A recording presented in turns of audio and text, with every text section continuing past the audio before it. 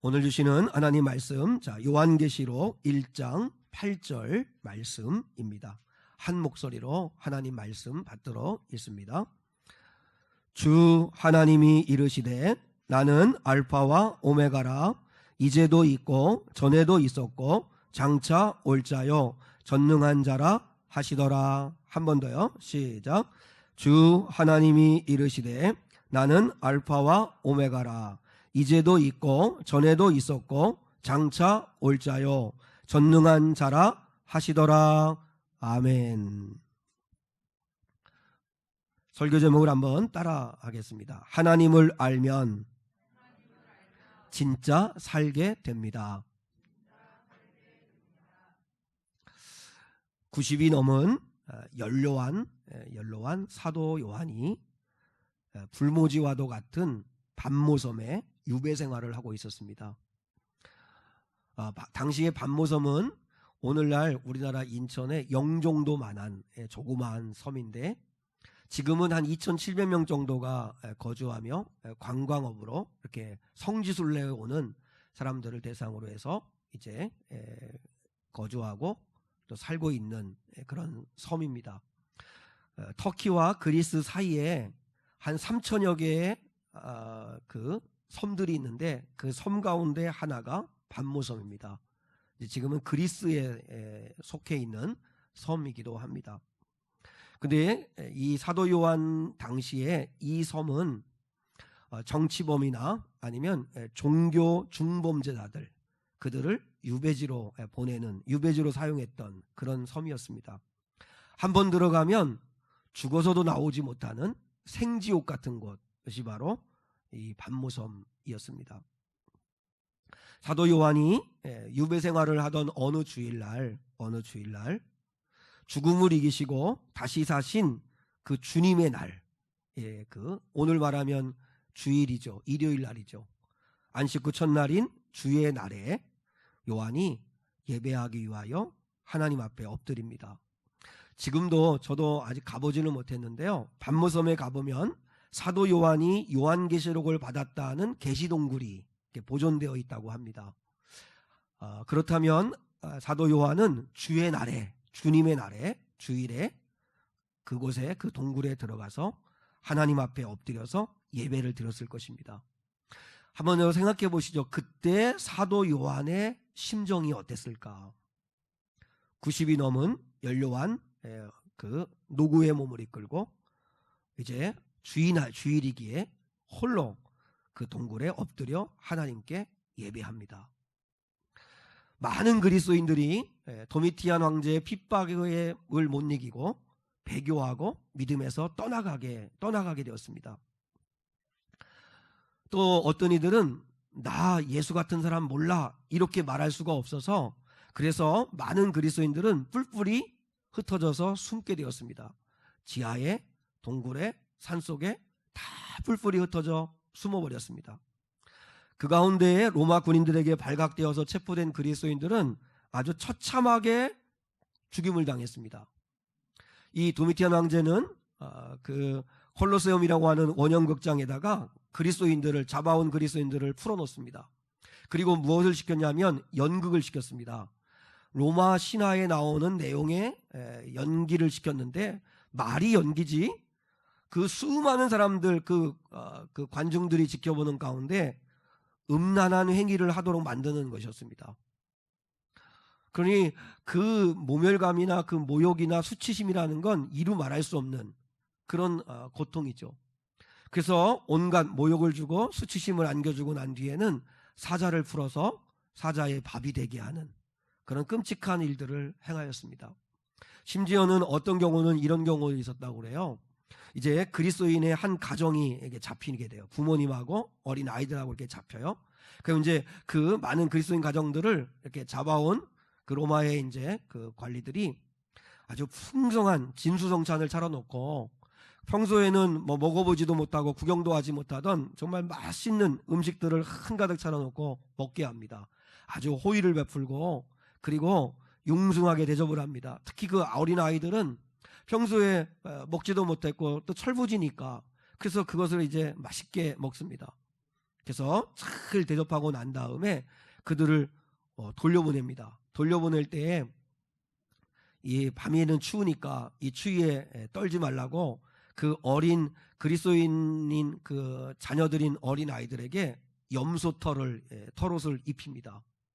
그래서 염소 털옷을 입혀가지고 이렇게 보내고 나면 그리고 얼마 있다가 사냥개를 풉니다.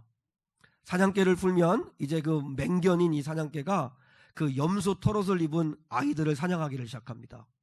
그러면 부모님들이 보는 앞에서 아이들이 사냥개에게 찢겨 죽는 걸 지켜보는 겁니다. 그렇게 기독교인들을 핍박하고 그리고 죽이는 그런 시대입니다. 그러니까 자기는 이제 그 성도들을 남겨두고 밤모섬에 와서 유배 생활을 하고 있는 요한이 홀로 그 동굴에 엎드려서 사망 권세 이기시고 부활하신 그 주님의 날에 아버지 앞에 예배할 때 그 요한의 심정이 어떠겠어요? 하나님 아버지 앞에 울었을 겁니다. 그리고 남겨놓고 온 그 성도들을 생각하면 가슴이 찢어지고 마음이 정말로 무너졌을 것이라고 생각합니다.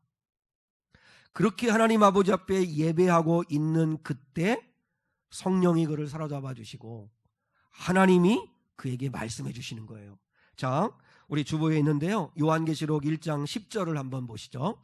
요한계시록 1장 10절 시작. 주의 날에 내가 성령에 감동되어 내 뒤에서 나는 나팔 소리 같은 큰 음성을 들으니. 그러니까 요한도 주일날에는 홀로 있더라도 예배한 거예요. 주일날 성령에 감동된 거예요. 성령에 사로잡힌 거예요. 그리고 요한의 뒤에서 나팔 소리 같은 큰 하나님의 음성이 들린 거예요. 그리고 그 하나님의 음성이 뭐예요? 오늘 본문 1장 8절이에요. 자, 1장 8절도 한번 같이 읽어요. 시작. 주 하나님이 이르시되 나는 알파와 오메가라. 이제도 있고 전에도 있었고 장차 올 자요 전능한 자라 하시더라. 아멘. 하나님이 그 무거운 마음을 가지고 하나님 앞에 예배하고 있는 요한에게 찾아오셔서 그를 사로잡으셔서 그에게 말씀해 주신 거예요. 나팔 소리 같은 큰 음성으로 요한에게 나는 알파와 오메가다 말씀해 주신 거예요. 한번 상상해 보시죠. 요한이 얼마나 위로가 되고 힘이 됐을까요? 하나님이 만나 주셨으니까요. 그리고 요한이 그 편지를 이 하나님께로부터 받은 이 요한계시록 이 말씀을 편지를 써서 그리고 그것을 읽는 그 당시에 고난받는 성도들도 큰 힘을 얻고 위로를 받았겠죠. 그러면 오늘날 왜 이 말씀을 우리도 읽게 하셨을까요? 지난주에 말씀을 하셨잖아요. 이 예언의 말씀을 읽는 자가 복이 있다 말씀하셨는데 오늘 우리도 주일날 이렇게 하나님 앞에 나와서 오늘 이 말씀을 듣습니다. 오늘 이 하나님 말씀을 들을 때 우리 사랑하는 성도들에게도 큰 위로와 힘이 솟아날 수 있기를 주님의 이름으로 축복합니다. 주의 날에 하나님 앞에 나와 예배할 때 하나님이 사로잡아 주시고 만나 주시는 그런 은혜를 경험할 수 있기를 축복합니다. 그런데 우리 하나님이 고난받는 성도들을 향하여 무거운 마음을 가지고 요한이 기도할 때 왜 하나님이 나타나자마자 나는 알파와 오메가다, 나는 이제도 있고 전에도 있었고 앞으로도 있을 자다, 나는 전능한 자다, 왜 이렇게 당신이 누구인가를 말씀해 주셨을까요? 오늘 설교 제목대로입니다.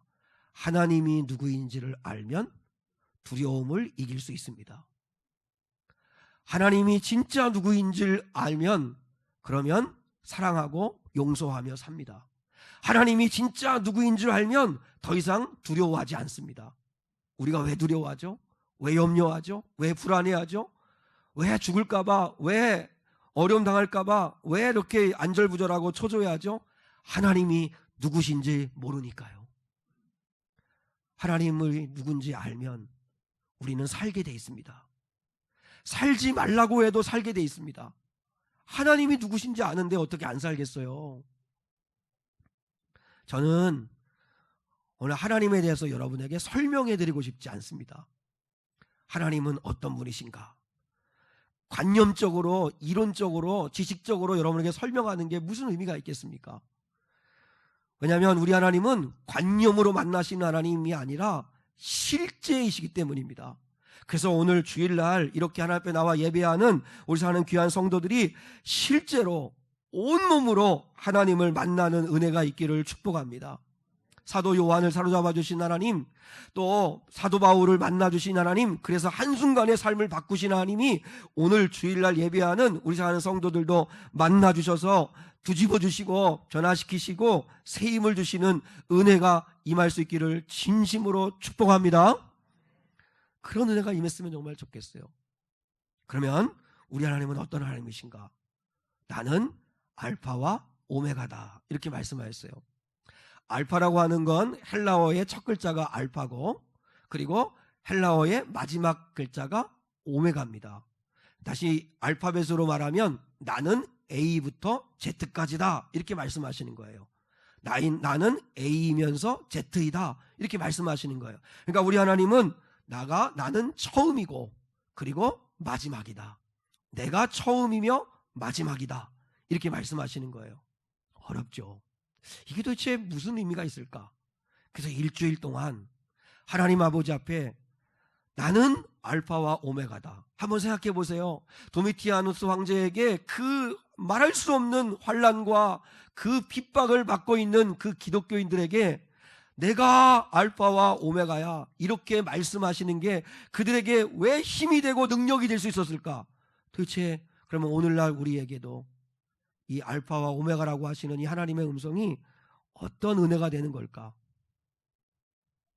자, 우리 청년들 저를 보세요. 앞에 목사님을 보세요. 제가 깨달은 세 가지를 오늘 말씀을 나누려고 합니다. 큰 두 번째는 다음 주에 하겠습니다. 오늘은 한 가지만. 기뻐하세요. 복음입니다. 그죠? 이게 복음이 되면 안 되는데, 나는 알파와 오메가다라고 하는 게 오늘 우리에게 무슨 의미가 있는 걸까? 무슨 힘이 되는 걸까?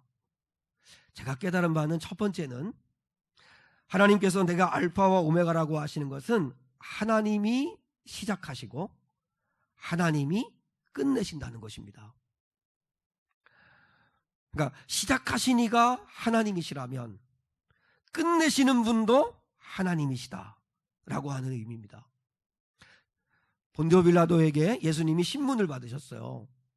요한복음 19장에 보면 예수님이 신문을 받으시는데 본디오 빌라도가 예수님에게 큰 소리를 칩니다. 뭐라고 하는지 아십니까? 내가 너를 놓을 권한도 있고 내가 너를 죽일 권한도 있다, 이렇게 이야기를 해요. 자, 우리 주보에 있어요. 요한복음 19장 10절이에요. 자, 10절 시작. 빌라도가 이르되 내게 말하지 아니하느냐? 내가 너를 놓을 권한도 있고 십자가에 못 박을 권한도 있는 줄을 알지 못하느냐? 그때 예수님이 뭐라고 말씀하시죠? 자, 11절이에요. 시작. 예수께서 대답하시되 위에서 주지 아니하셨더라면 나를 해할 권한이 없었으리니 그러므로 나를 내게 넘겨준 자의 죄는 더 크다 하시니라. 자, 저를 보세요. 본디오 빌라도는 그 당시에 총독입니다. 로마 황제의 그에게 권한을 부여받은 절대 권력자인 총독입니다. 자기가 예수라고 하는 인을 죽일 수도 있고 살릴 수도 있다고 생각을 했습니다. 나에게 권한이 있다고 생각을 했어요. 근데 예수님이 뭐라 말씀하세요? 그건 착각이라는 거예요. 착각. 왜냐하면 위에서 하나님이 주시지 아니하면 받을 수 없다는 거예요. 하나님이 주관하신다는 거예요. 근데 한번 보세요. 결과를 보세요. 결국 본디오 빌라도는 자기 마음대로 못합니다. 예수님이 무죄인 줄 알았어요. 예수님을 어떻게든지 풀어주려고 했어요. 그런데 여론에 밀려가지고 바라바를 풀어주고 예수를 십자가에 내어줍니다. 자기 마음대로 하나도 못합니다. 우리가 꼭 기억해야 합니다. 우리는 내게 권한이 있다고 생각합니다. 내가 시작할 수 있고 내가 끝낼 수 있고 내가 모든 힘이 있다고 생각하는데 절대 그렇지 않다는 것입니다. 하나님이 말씀하시잖아요. 모든 시작과 끝은 하나님께 있다. 그러면 오늘 이 본문으로 가가지고 당시에 도미티아누스 황제로부터 그리스도인들이 핍박을 받았잖아요. 그러면 그리스도인들이 살기도 하고 죽기도 하는 생사여탈권을 도미티안 황제가 쥐고 있는 것처럼 보입니다. 누가 봐도 그렇습니다. 살려? 그러면 살릴 것 같고, 죽여? 그러면 죽이는 것 같고, 도미티아누스 황제가 모든 권력을 다 가지고 있는 것처럼 보여요. 그런데 아십니까? 얼마 있지 않아가지고 도미티아누스 황제는 가장 믿었던 자기 신복에게 처참하게 살해당하 죽습니다. 도미티아누스는 자기가 천하의 모든 것들을 다 주도하고 자기가 스스로 살아있을 때 자기가 신이라고 그랬고, 그리고 모든 걸 자기가 마음대로 할 수 있을 거라고 생각했는데 자기 신복 마음 하나 자기가 마음대로 할 수 없는 그런 사람이었습니다. 그런데 죽어서도 나오지 못한다고 하는 반모섬에서 요한은 95세에 풀려나서 당당히 걸어나와 에베소에서 머무르다가 12제자 가운데 유일하게 요한만 순교당하지 아니하고 자연사합니다. 하나님의 부르심을 받습니다. 누가 주관하는 거예요? 하나님이 하시는 거예요. 하나님이. 우리는요 이렇게 이야기합니다. 죽으면 끝이지 뭐. 죽으면 끝이야. 누가 그래요? 끝은 하나님이 내시는 겁니다.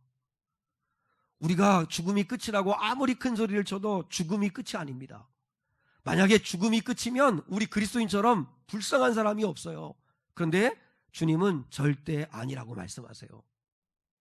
주님이 끝이라고 해야 끝이죠. 우리 가운데는 내가 끝을 내요. 내 인생도 내가 끝을 내요. 그래서 나는 실패했으니까 나는 이제 끝장이야. 나는 병들었으니까 나는 이제 아무것도 할 수 없어. 그리고 우리 많은 사람들 가운데 나 같은 사람이 뭘 할 수 있어? 내가 끝을 내려고 그래요. 내가. 여러분 하나님 말씀해요. 네가 뭔데 네 인생을 끝을 내냐 이렇게 말씀하실 것 같아요. 여러분 하나님이 끝내셔야 끝나는 겁니다. 놀라운 하나님의 은혜가 뭐예요? 나는 끝이라고 하는 그 자리에서 하나님은 새롭게 시작하신다는 거예요. 나의 끝이 하나님에게는 새로운 시작이세요. 오늘 하나님이 내가 알파요, 내가 오메가다 라고 하시는 건 내가 시작했고 내가 끝낸다는 거예요. 내가 끝낸다. 그러므로 하나님 아버지 앞에 절대로 우리 사랑하는 성도들은 소망을 잃지 마셔야 돼요. 전도문 막혔다. 이제는 교회 부흥 끝났다. 이제는 안 된다. 우리가 끝내지 마세요. 하나님이 말씀했어요. 빌라델비아 교회에 편지를 보내시면서 우리 주님 말씀했어요. 우리 주님은 다윗의 열쇠를 가졌느니 내가 열면 닫을 자가 없고 닫으면 열 자가 없다. 주님이 여시면 닫을 자가 없는 거예요. 주님이 닫으면 열 자가 없는 거예요. 누가 끝을 내시는 거예요? 주님이 끝을 내시는 거예요. 그러니까 어떤 일을 만나든지 내가 끝내려고 하지 말고 내가 끝이라고 하지 말고 다시 한번 소망을 품고 주님을 바라보는 저와 여러분이 될 수 있기를 주님의 이름으로 축복합니다. 두 번째, 하나님께서 알파와 오메가라고 말씀하시는 데에는 끝내 이루실 목적이 있다는 뜻입니다. 자, 보세요. 하나님이 시작이세요. 하나님이 최종 끝이세요. 그러면 하나님이 시작에서 끝, 이 역사도 그렇잖아요. 우리 인간의 역사인 크로노스라고 하는 이 시간의 역사도 하나님이 시작하셨고 하나님이 끝내실 거라면 반드시 하나님이 지향하는 뭐가 있어요? 방향이 있는 거잖아요. 방향. 그러니까 이 땅에 벌어지는 모든 사건과 사고나 아니면 이 땅에 주어진 모든 것에는 뭐가 있는 거냐면 하나님이 뜻하신 목적이 있다는 거예요. 목적이 있다는 거예요. 자, 우리 말씀 한번 볼게요. 전도서 3장 1절로 2절이에요. 자, 주보에 있습니다. 같이 한번 읽습니다. 시작. 범사에 기한이 있고 천하 만사가 다 때가 있나니 날 때가 있고 죽을 때가 있으며 심을 때가 있고 심은 것을 뽑을 때가 있으며 이렇게 되어 있죠. 자, 때가 있다는 말은 첫 번째는 무슨 말이냐면 하나님이 정한 기한이 있다는 거예요. 영원할 것 같죠? 영원하지 아니하고 하나님이 끝내시는 기한이 반드시 있다는 거예요. 우리 생명도 하나님이 끝내셔야 끝나는 거예요. 병 걸려서 죽는 게 아니고 하나님이 사명 다하면 그러면 끝내시는 거예요. 변절한 친일파 사람들이 이구동성으로 한 말이 뭔지 아세요? 일본이 이렇게 빨리 망할 줄 몰랐다는 거예요. 왜 그들이 변절했어요? 일본은 망하지 않을 거라고 생각했거든요. 일본은 최강이고 너무 강하니까 도무지 망할 것 같지 않으니까 차라리 일본의 귀에서 친일파가 되었어요. 근데 그들이 하는 말이 뭐예요? 이렇게 빨리 망할 줄 몰랐다고. 하나님이 끝내시면 끝나는 거예요. 모든 역사 가운데는 하나님이 정한 기한이 있어요. 기한. 고난도 영원할 것 같지만 그렇지 않아요. 하나님이 정해주신 기한이 있어요. 생각해 보세요. 1년 뒤면 이 고난이 끝난다. 1년 뒤면 고난이 끝난다라면 버틸 수 있어요. 그러니까 우리는 이 말씀을 믿어야 돼요. 정한 기한이 있다. 정한 기한이 있다. 하나님이 정해주신 기한이 있다. 그것을 믿고 우리는 견뎌야 돼요. 요셉을 고난 가운데 환난 가운데 두시는 정한 기한이 있어요. 13년이라는 기한. 모세를 미디안 광야에 두시는 40년이라는 기한이 있어요. 그 기한은 카이로스예요. 하나님이 정하시는 거예요. 하나님이 정한 기한대로 하나님이 하시는 거예요. 그게 목적이고, 그리고 하나님이 주신 것은 다 이루실 방향이 있고 목적이 있어요. 그럼 여러분, 고난이라는 게 무슨 목적이 있는 거죠? 고난은 때로 힘들기도 하고 어렵기도 하고 우리는 그 고난을 없애달라고 말하지만, 그러나 고난이 주는 유익이 반드시 있어요. 고난이 주는 유익이 있어요. 그래서 하나님이 정한 기한 동안 고난을 허락하실 수도 있어요. 그러면 그 기간 동안 하나님 신뢰하고, 하나님의 뜻이 무엇입니까? 내가 어떻게 해야 하나님의 뜻을 이룰 수 있습니까? 구하고 하나님 바라봐야죠. 자, 가정과 교회를 주신 목적이 있어요. 가정과 교회를 주신 목적이 뭘까요? 하나님이 가정을 만드시고 교회를 만드셨는데 가정과 교회를 주신 목적이 뭘까요? 가정과 교회를 주신 목적은 첫 번째는 서로 뜨겁게 사랑하라고 주신 겁니다. 사랑하라고. 가정의 목적은 가족들에게 밥 해주고 옷 사주고 학원 보내주고 공부시켜주는 게 가정 아닙니다. 거기에 사람마다 사랑 탱크가 다 있습니다. 그 사랑 탱크의 사랑을 충분히 채워주는 곳이 가정이어야 되고 교회여야 됩니다. 어제 잠깐 저희 여동생 내외가 잠깐 저희 집에 왔었는데, 13년 됐는데도 그렇게 싸워요. 참 너희들 힘 좋다. 싸울 힘도 있고 사랑하나 보다 이렇게 싸우게. 그러면서 그런 여러 가지 이야기하는 가운데 한 가지 제가 그런 이야기를 했습니다. 아이들 부모가 늘 싸우고 다투고 하면 애들 불행해진다. 애들. 제가 어느 순간에 이렇게 주한이 아주 어릴 때 3살 4살 때 사진을 우연히 찾았어요. 그 사진을 이렇게 놓고 이렇게 물끄럼 이렇게 좀 보는데, 그때 좀 많이 더 안아줄 걸, 좀 더 그 아이 좀 목마 태워주고 좀 놀러 좀 갈 걸, 좀 더 여유 있게 좀 그 아이와 좀 시간을 좀 많이 보낼 걸. 물론 뭐 한다고 했겠지만 그러나 그때는 정신 없었던 것 같아요. 부목사 생활하고 또 열심히 해야만 된다고 생각해서 가정보다는 교회였고 목회였기 때문에, 그래서 되게 후회스럽더라고요. 지금은 뭐 안으려고 해도 아이가 거부하니까 안을 수도 없고, 밀치면 뭐 나는 뭐 나가 떨어지니까 뭐 왜 그때 더 사랑하고 사랑해 주지를 못했을까 하는 마음이 들더라고요. 여러분, 가정을 주신 목적은 사랑하라고 주신 거 아닙니까? 왜냐하면 내 아이가, 내 남편이, 아내가 불행하면 안 되잖아요. 사랑해서 사랑 탱크를 충분히 채워줘야 되죠. 물론 그 사랑 탱크가 채워지면 흘러 넘쳐야 합니다. 우리 식구밖에 모르고 내 식구밖에 모르는 이기적인 사랑에서 머물러 있으면 안 되고요. 넘쳐야죠. 자꾸 흘려보내줘야죠. 그런데 가정을 주신 목적, 교회를 주신 목적은 사랑하라고 주신 겁니다. 그러니까 저희 교회 우리 상한 성도들은 교회를 출석하면서 우리의 목적은 서로 만남을 주신 건 사랑하라고 주셨다는 사실을 기억하면 좋겠고, 또 하나는 영혼을 구원하라고 주신 겁니다. 목적이 영혼 구원입니다. 옷 사주고 밥 해주고 학원 보내주고 하는 게 가정이 아니고 어떻게든지 영혼을 구원해내라고 주신 게 가정이고 교회입니다. 그러니까 영혼 구원해야 된다는 사실을 잃어버리지 않으시겠어요? 제일 먼저 믿는 분이 계시다면 그분이 구원의 문이 되셔야 돼요. 구원의 문이 되셔야 돼요.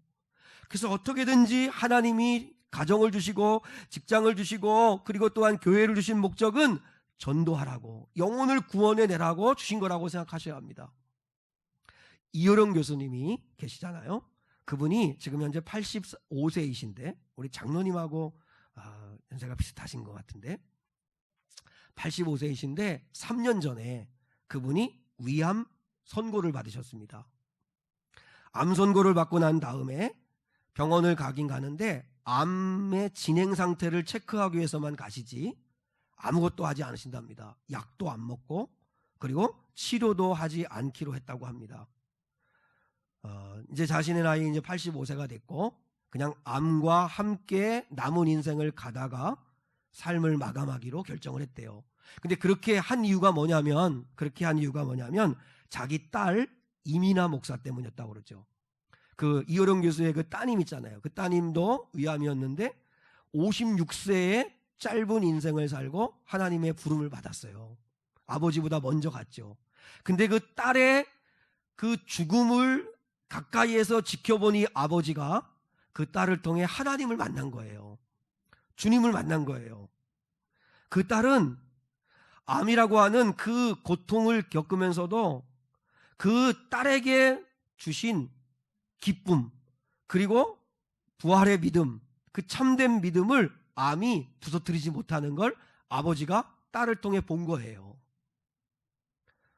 그러니까 딸은 무슨 소망이 있었냐면 아버지를 전도하는 게 이 딸의 소망이에요. 그래서 이제는 암 말기여서 몸은 점점점 앙상해지고 점점점 초라해지는데 아버지의 표현이에요. 이런 교수의 표현은 딸은 몸은 너무나 앙상한데도 그 딸은 하나님 아버지 앞에서 가장 아름다운 천사였고 가장 아름다운 신부였고 가장 빛나는 얼굴을 가지고 있었다고 그렇게 이야기해요.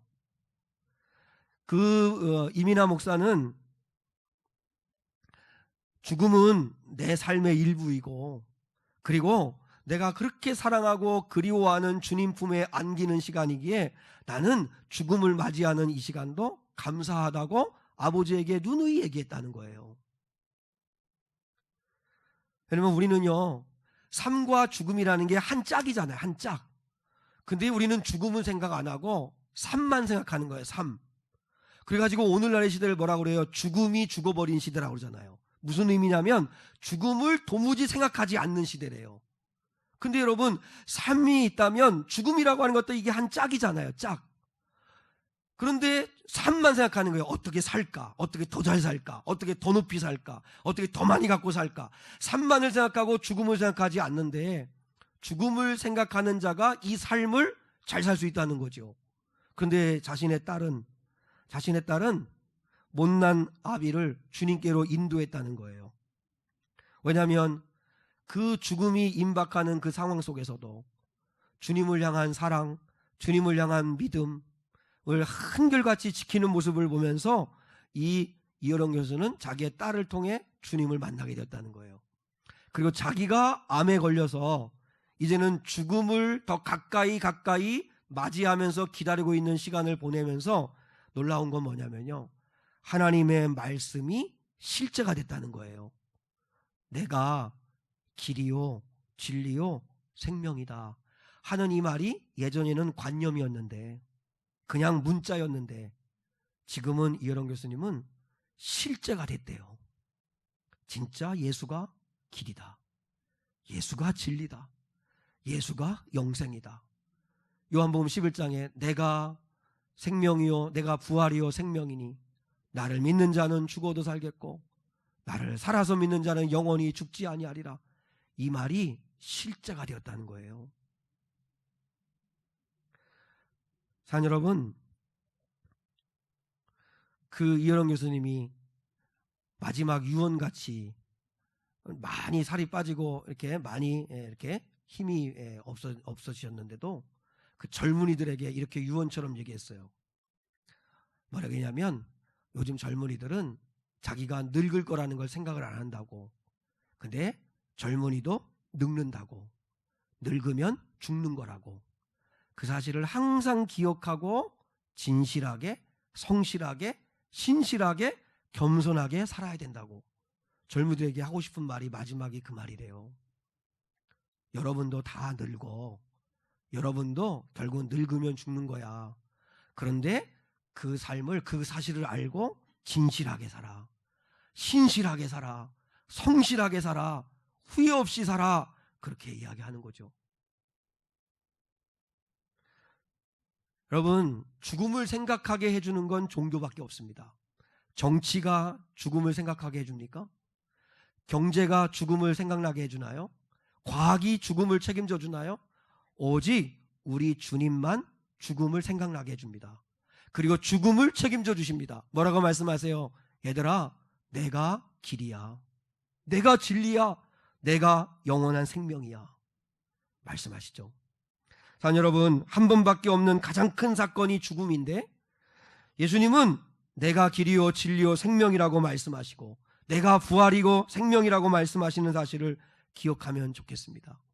여러분, 가정을 주신 목적, 마치 이민아 목사님처럼 자기가 죽어가는 그 마지막 임종을 맞이하는 그 순간에도 내가 남겨두고 가야 할 우리 아버지 예수 믿게 해달라고, 어떻게든지 자신에게 있는 그 소망이 되시는 예수, 길이 되시고 진리가 되시는 그 예수를 아버지에게도 주고 싶은 그 딸인 것처럼 우리도 그게 가정을 주신 목적이라는 거죠.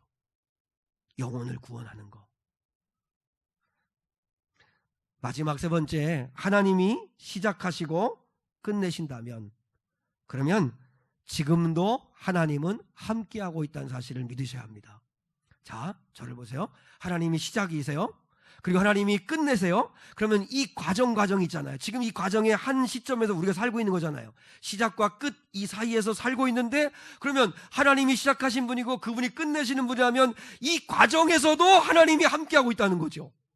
그걸 믿으셔야 된다는 거예요. 그게 알파와 오메가라는 뜻이에요. 하나님이 시작하시고 끝내시니까 중간에는 니들이 알아서 살아, 나는 몰라, 그게 아니고 하나님은 우리 여러분이 어떤 인생의 과정을 지나든지 하나님은 함께하고 있다는 거예요. 하나님은 알고 있다는 거예요. 그럼 여러분, 도미티아누스 왕제로부터 말할 수 없는 핍박과 환난을 받는 성도들의 형편을 주님이 모르실까요? 아세요. 근데도 왜 환난을 없애주지 않으시고 그 환난 중에 내버려 두실까요? 제가 하나님 아버지 앞에 기도하고 묵상하다가 깨달은 바가 있어요. 여러분, 고난이 물론 힘들죠. 고난 없애주세요. 고난이 없으면 좋겠지만 저는 정말 하나님께 받을 수 있는 복이 있다면 고난이 있더라도 하나님이 나와 함께 하심을 내가 확신하고 고난의 터널을 지날 수만 있다면 행복할 수 있겠다. 왜냐하면 고난은 어차피 있는 거니까. 육신을 가지고 있는 한, 한 번은 늙어 병들어 어차피 우리는 떠나야 되는 거라면 고난은 있는 거니까, 그러면 고난 중에 동행하시는 주님을 느끼며 살 수 있다면 그러면 좋겠다. 우리 인생도 그렇잖아요. 힘든 일이 힘든 게 아니고 나하고 서로 사랑하면서 함께 끝까지 갈 수 있는 동행하는 가족이, 사랑하는 사람이 없어서 불행한 거잖아요. 그러니까 주님이 함께 할 수만 있다면 얼마나 감사할까. 자, 이 말에 여러분 동의할 수 있으시겠습니까? 우리 젊은이들도 저 목사님을 좀 보세요. 잘 한번 들어봐요. 에? 이 말에 여러분 동의할 수 있으시겠습니까? 순교하는 게 가장 복이다라는 걸 인정할 수 있으시겠습니까? 하기 싫겠지요. 하기 싫겠지. 내가 하나님을 믿어서, 내가 하나님을 사랑해서 받을 수 있는 최고의 복은 저는 순교의 복이라고 생각합니다.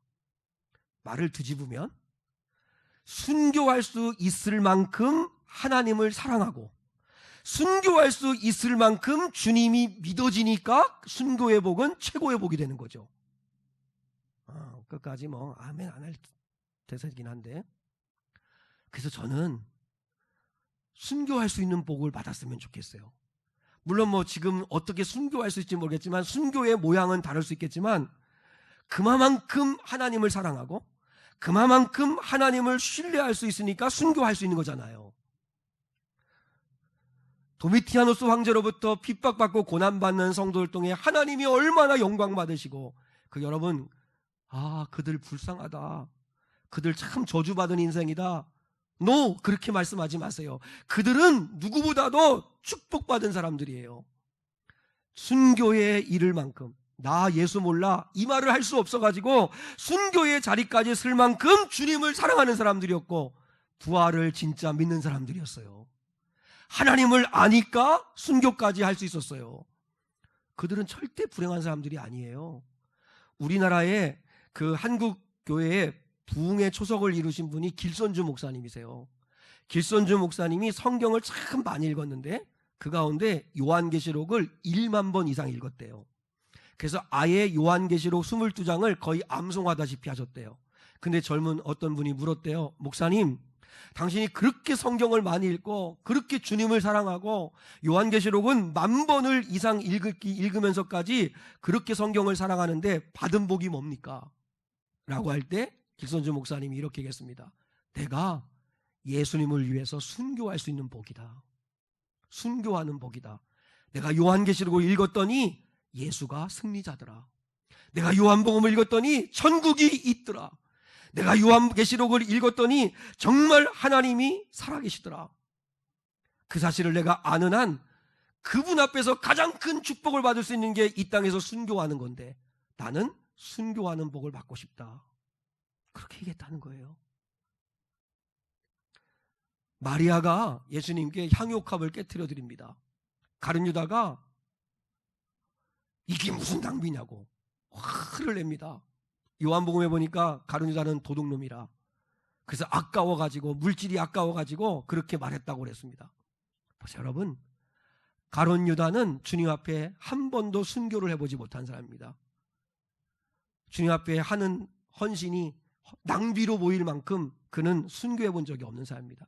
순교라고 하는 건 목이 잘려 죽는 것만 순교가 아니고 내가 정말 사랑하고 목숨처럼 여겼던 것을 주님 앞에 기꺼이 내어놓을 수 있는 게 순교인데, 마리아는 순교한 사람입니다. 자기의 전 재산과 같은 것을, 전 재산이 아깝지 않은 게 아니라 그거보다 주님을 더 사랑하니까 내어놓을 수 있었던 거죠. 그게 순교하는 거죠. 순교할 수 있을 만큼 주님을 사랑한 거죠. 아브라함에게는 이삭이었죠. 이삭을 내어놓는 게 순교였죠. 근데 이삭을 내어놓을 수 있을 만큼 하나님을 신뢰한 거죠. 우리도 하나님 아버지 앞에 순교할 수 있는 복을 받고 싶어요 라고 기도한다면 얼마나 좋을까요? 그 말에는 무슨 전제가 있는 거예요? 하나님은 상 주시는 분이심을 나는 믿는다. 여러분, 천국이 없고 상 주시는 이시라는 아니라고 하면, 하나님이 결선하시는 분이 아니라고 하면 순교하는 사람처럼 저주받은 인생은 없습니다.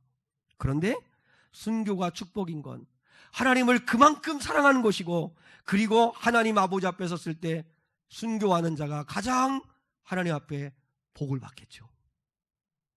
하나님, 저도 알파와 오메가 되시는 하나님 앞에 순교하는 자가 되고 싶습니다. 왜요? 과정에서 하나님은 함께하고 계시니까. 도미티아노스 황제로부터 혹독한 핍박을 받는 이들은 외롭지 않았습니다. 주님이 함께 하신다는 사실을 알았습니다.